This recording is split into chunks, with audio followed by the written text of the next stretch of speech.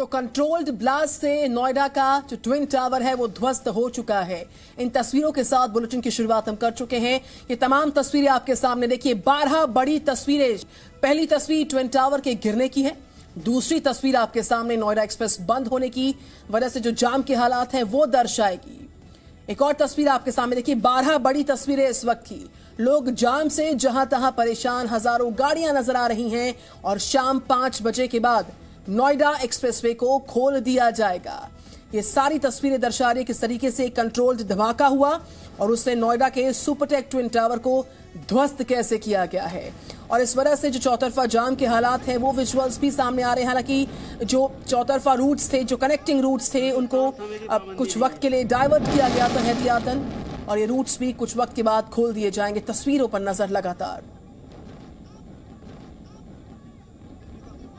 हिंदुस्तान समय की पाबंदी नहीं है।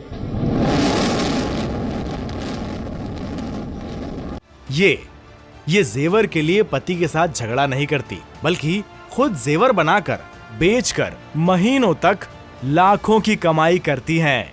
आपको भी कमाना है तो फ्रीडम ऐप को अभी डाउनलोड कीजिए। हिंदुस्तान समय की पाबंदी नहीं है। और इस वक्त की 2 बड़ी तस्वीरें आपके सामने, किस तरीके से दोपहर 2:30 पर करप्शन की इस मीनार को कैसे ढहा दिया गया है। मात्र 9 सेकंड के अंदर पूरी की पूरी अवैध जो मीनार थी ये वो धराशायी हो गई। और उसके बाद की तस्वीर ये आपके सामने, जो नोएडा एक्सप्रेस है वहां पर ट्रैफिक जैम हो गया है। जहां तहां गाड़ियां बड़ी संख्या में फंसी हुई नजर आ रही है। हालांकि एक और इनपुट आ रहा है कि शाम 5 बजे यानी कि लगभग 1 घंटे के बाद जो नोएडा एक्सप्रेसवे है वो खोल दिया जाएगा। जो रूट्स डाइवर्ट किए थे उसकी वजह से जो जाम के हालात हैं वो भी सेकंड विजुअल में हम आपको दिखा रहे हैं। लेकिन पहली बड़ी तस्वीर जब कंट्रोल्ड धमाके से नोएडा के सुपरटेक ट्विन टावर को ध्वस्त किया गया।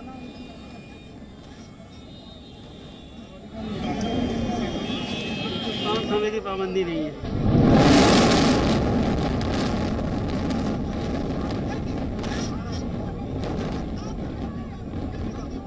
हिंदुस्तान समय की पाबंदी।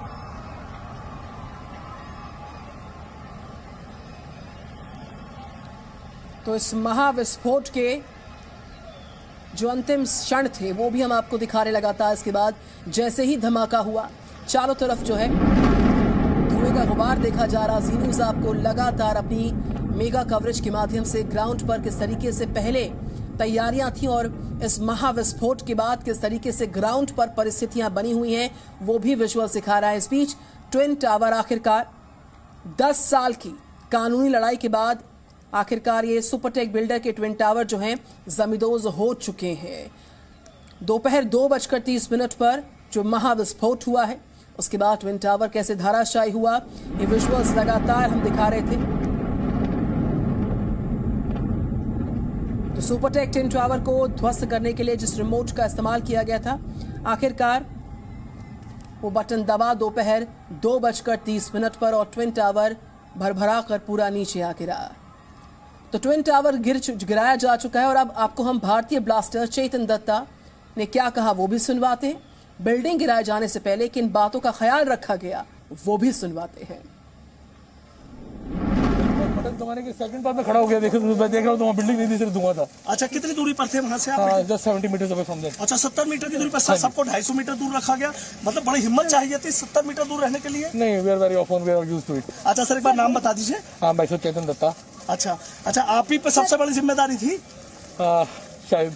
अच्छा, जिम्मेदारी को पूरा किया। रहा कैसा रहा, क्या आपके तरीके से देखा जाए तो सक्सेसफुल रहा? 100% successful.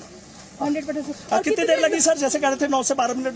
The same time 9 second में बिल्डिंग पूरी क्रैश करेगी। अच्छा, 9 सेकंड में। मतलब अब लग रहा है कि जो सोचा था वो कर पाए। बिल्कुल जो हमारी प्रेडिक्शन थी 100% सक्सेसफुल हुई है, 100% पास हुई है। अच्छा, जैसे कहते हैं ना कि एक पूरी टीम का वर्क होता है, तो पूरी टीम बधाई की पात्र है कि कर दिखाया? सर बिल्कुल पूरी टीम बधाई की पात्र है। और जब ब्लास्ट होने के बाद हम 500 अंदर गए और हम लोगों ने बिल्डिंग को अच्छी तरह इंस्पेक्ट किया। उसके जस्ट 5 मिनट बाद हम लोग रो रहे थे। प्री एंड पोस्ट डिमोलिशन बिल्कुल सामान्य डेटा है, तो that is also all under control. Once जब सर्विसेज रिस्टोर हो जाएं और ये क्लीनिंग ऑपरेशंस पूरे हो जाएं तो अराउंड 637 के अराउंड जो 2 सोसाइटीज़ के रेजिडेंट्स को वेकेट कराया गया था वो दोबारा अपनी जगह पे आ सकते हैं। तो हम लोग रेगुलरली टच में हैं एओएस के साथ, तो प्रॉपरली सब चीज़ें मैनेज हो गई। नोएडा अथॉरिटी की सीईओ ऋतु माहेश्वरी को हम आपको सुनवा रहे थे। प्री और पोस्ट डेमोलिशन के बाद जो ग्राउंड पर हालात थे, साथ ही साथ जो लोग वहां से इवैक्यूएट यानी कि हटाए गए थे, जिनको अपने घरों को छोड़कर जाना पड़ा था टेम्परेरीली, उनको भी कहा गया कि आप शाम तक घर वापस आ सकते हैं। इस बीच ट्विन टावर के गिराए जाने से पहले आसपास की बिजली सप्लाई बंद की गई थी, लेकिन नोएडा अथॉरिटी की सीईओ ऋतु माहेश्वरी ने किस तरीके से बताया कि बिल्डिंग गिराए जाने के बाद क्या परिस्थितियां थी, वो भी हम आपको लगातार ऋतु माहेश्वरी जो कि नोएडा अथॉरिटी की सीईओ हैं उनके माध्यम से सुनवा रहे थे।